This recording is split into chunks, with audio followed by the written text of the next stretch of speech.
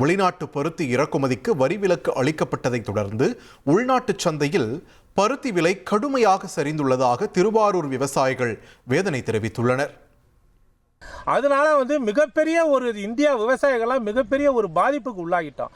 இப்போ என்னன்னா இப்போ 90 ரூபா 100 ரூபா விற்ற பருத்தியெல்லாம் இன்றைக்கி 50 ரூபாயோ 55 ரூபாய்க்கும் தான் இடைத்தரகர் விவசாயிகள்கிட்ட கொள்முதல் பண்ணுறாங்க.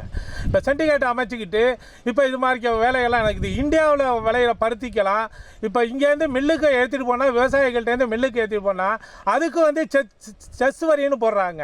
இந்த வரியை போட்டுட்டு இந்தியாவில் விவசாயிகள்கிட்டேருந்து எடுக்கிற பருத்திக்கு வரியை போட்டுட்டு வெளிநாட்டு விவசாயிகள்கிட்டேருந்து வாங்குகிற பருத்திக்கெல்லாம் வரி இல்லாமல் கொடுக்குறீங்க.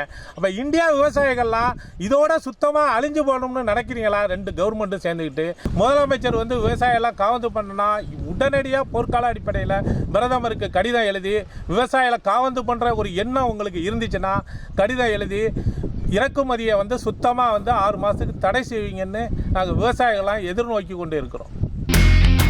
இனி செல்லும் இடமெல்லாம் செய்தி. தந்தி டிவியின் வாட்ஸ்அப் சேனலை ஃபாலோ பண்ணினா செல்ல இருக்கும் இடமெல்லாம் செய்தி. இதோ QR கோட் இப்பவே ஸ்கேன் பண்ணுங்க, ஃபாலோ பண்ணுங்க.